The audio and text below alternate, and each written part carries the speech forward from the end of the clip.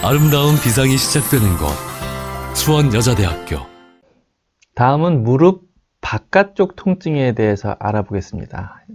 지금 제 그림에 보이시는 것처럼 무릎 바깥쪽을 보시면 자, 이런 모양이 되겠죠. 지금 이렇게 하얗게 보이는 그 조직이 이제 여러분들이 가끔 질문 주시는 장경인대가 여기에 있고요.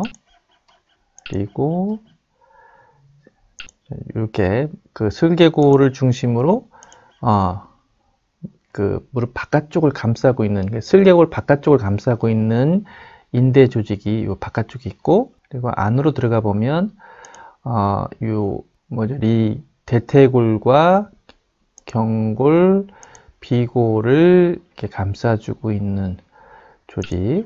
그 다음에 안으로 깊숙이 들어가 보면 요 비골과 대퇴골을 연결해주는 요 중요한 인대 조직이 있습니다. 이것도 안쪽과 동일하게 무릎이 좌우로 흔들림을 잡아주는 인대에 해당됩니다. 이게 무릎을 둘러싸고 있는 이렇게 노란색 조직은 이제 신경 조직인데요. 예. 어쩌면 또 제가 이제 의료 전문가는 아니지만 의료 전문가들의 의견을 들어보면 이 신경 조직이 이제 통증이 올 수도 있다고 얘기는 해요. 그렇지만 신경 조직의 통증이 올 때는 통증보다는 약간 좀 저림, 좀 이렇게 전기 오는 것처럼 찌릿찌릿함, 뭐 이런 조직이라고 하더라고요. 이런 이제 통증이라고 하더라고요. 그래서 그런 부분들 우리가 한번 생각해 볼 수 있는데요. 자전거 라이딩 중 무릎의 바깥쪽 주변의 통증의 원인은 클릿 회전갑에서 뒤꿈치가 발가락보다 넓게 세팅된 상태, 그러니까 앞이 넓고 뒤가 좁아야 되는데 반대로 이런 모양이 되었을 때 나타나게 됩니다. 이런 경우가 우리가 어렵지 않게 우리가 볼 수 있어요. 클릿을 사용하는 많은 동호인들은 클릿의 그 앞뒤값 조절이 그 중저골 기준이 되어서 조정해야 된다는 정도는 어느 정도 좀 알고 계신 것 같습니다.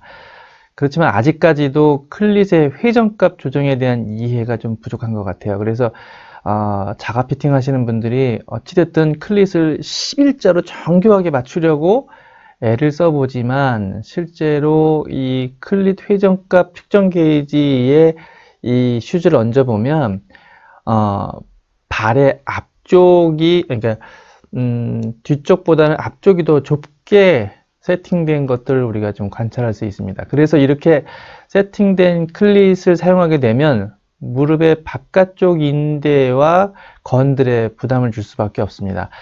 두 번째는 안장이 낮은 경우인데, 현재 보이는 영상에 배경 영상을 한번 자세히 봐주시면요, 제가 이제 이게 한강 자전거길에서 이 영상을 위해서 별도로 한번 찍어 봤었는데요. 자전거 타시는 분들의 뒷모습에서 무릎의 정렬을 잘 살펴보면 많은 분들이 무릎이 양쪽 바깥으로 이렇게 빠져나가는 것을 관찰할 수 있습니다. 원인은 이제 안장의 높이가 낮기 때문입니다. 물론 이제 클릿의 세팅이 잘못되면 여기에 대한 보상 동작으로 이러한 이렇게 바깥쪽으로 나오는 동작이 나올 수도 있습니다. 그런데 이렇게 무릎이 바깥쪽으로 나오는 이유는 그 안장의 높이가 낮은 경우입니다.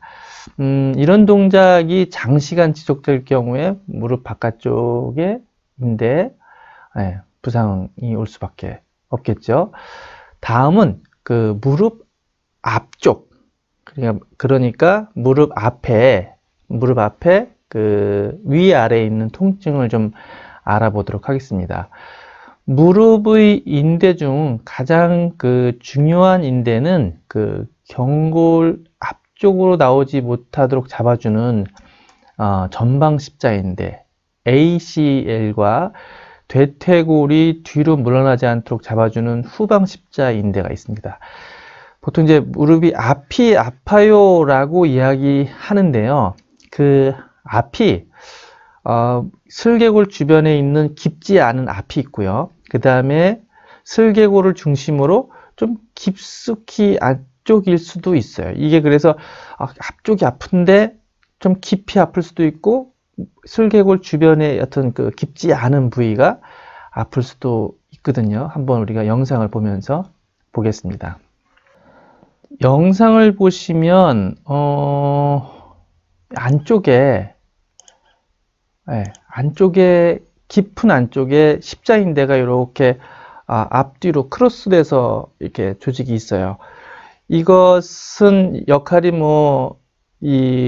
물론 이제 이 대퇴골과 경골을 붙잡아주는 역할이기도 하고, 그 다음에 무릎이 앞쪽으로나 뒤쪽으로 밀려 나오지 않게 이 안쪽에 있는 십자인대는 무릎 앞과 뒤쪽으로 나오는 것을 잡아주는 그런 역할을 해주는데, 지금 보시는 바와 같이 인대 조직이 새끼손가락 반도 안 되는 아주 얇은 조직이에요. 그래서 얘네들이 끊어지면 서 있을 수도 없는 그런 상황이고, 작은 손상에도 엄청난 통증을 일으키는 그런 조직입니다. 그래서 이 조직은 손상을 입으면 정말 그 외과적인 뭔가 치료를 해야 되는 그런 상황이라고들 합니다. 앞쪽에서도 이렇게 조그맣게 이제 전방 십자인대가 우리가 관찰할 수 있죠. 그 다음에 무릎에 슬개골을 둘러싸고 위쪽으로 근육이 연결되고, 또 이 바깥쪽, 그리고 특히 이제 슬개골 아래쪽에 통증을 느끼시는 분들이 요 인대의 통증을 호소하시는 분들이 있어요. 그래서 우리가 무릎 주변의 앞쪽에 대한 이야기를 해보도록 하겠습니다. 자, 무릎 앞쪽 통증의 경우에 클릿 피팅이 적절하고 안장의 높이와 무릎의 너비 값이 피팅 값에 잘 맞춰졌다라는 것의 전제하에, 그러니까 이제 앞쪽 통증은요, 이 대체적으로 클릿 피팅의 문제가 아니라 좀 더 다른 차원의 문제일 수 있는데, 그런 상황에서 그러니까 페달링을 할 때 6시 방향에서 12시 방향으로 당겨 올리는 동작을 할 때 이 ACL, 그러니까 전방 십자인대에 무리를 줄 수 있습니다.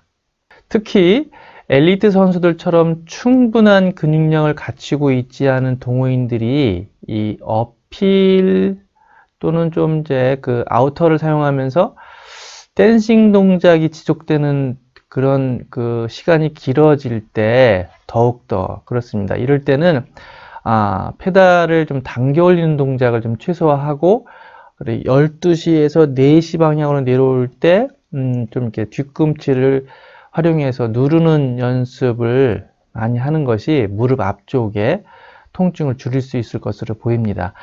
무릎 앞쪽의 구조를 살펴보면 그리 깊지 않은 무릎 앞쪽의 통증들은 지금 아까 말씀드린 것처럼 지금 이렇게 무릎 앞쪽에는 이 슬개골 바로 아래쪽에 있는 인대들, 이런 경우에는 KOPS 정렬이 잘 안 맞았을 때일 수 있습니다. KOPS에 대한 부분은 Knee of Pedal Spindle의 약자죠. 여기에 대한 정보는 또 이전 동영상을 참고해 주시고, KOPS는 말 그대로 안장의 앞뒤값입니다.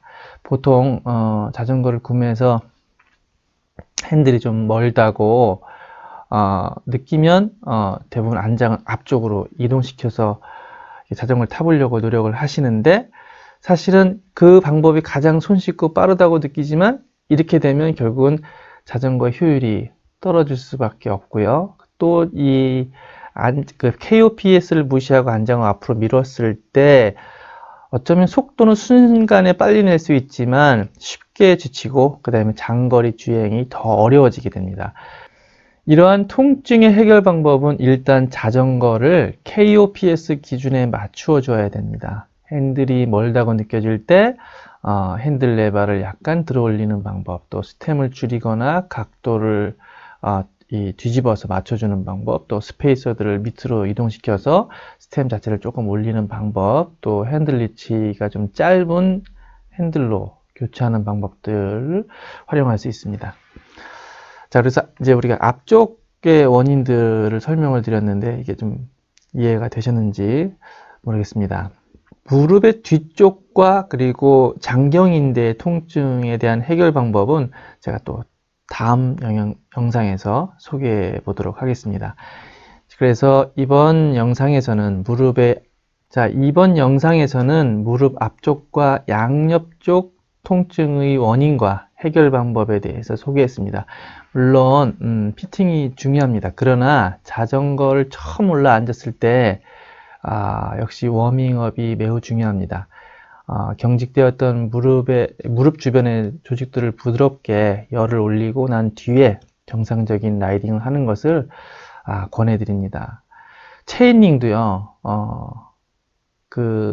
아우터보다는 이너 위주의 라이딩도 도움이 될 수 있습니다. 제가 기회가 되면 기어비와 속도와의 관계를 설명드릴 텐데, 아우터 체이닝 사용 없이도 얼마든지 목표 속도에 도달할 수 있는 것이기 때문에 이 이너 체이닝을 많이 사용하는 것이 무릎 통증이나 또 여러 가지 트레이닝에 도움이 많이 된다고 합니다. 끝으로 이제 그 영양 섭취인데요.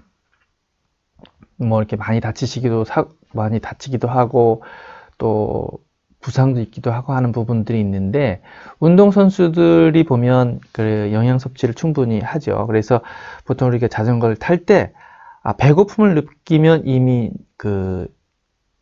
운동 중 영양 섭취 전략에 실패한 거라고 봐야 됩니다. 그래서 배고픔을 이미 느꼈다라고 하면 우리 몸에 있는 모든 조직들이 사실은 조금씩 경직되게 되죠. 그럴 때 또 부상이 나타나기도 하고 또 사고도 발생할 수 있습니다. 점점 날씨가 차가워집니다. 날씨가 추워질수록 복장 선택이 매우 중요하고요. 또 이른 아침에 자전거를 타시다 보면 우리가 보이지 않는 얼음이 있을 수도 있고, 그런 부분들 우리가 주의해야 될 필요가 있을 것 같습니다. 이렇게 겨울철에는 결국은 안전 라이딩이 최고입니다. 안전한 라이딩이 건강한 라이딩이죠. 이렇게 아주 긴 시간 시청해 주셔서 감사합니다. 다음 시간에는 좀 더 좋은 정보로 여러분들을 만나 뵙겠습니다. 감사합니다.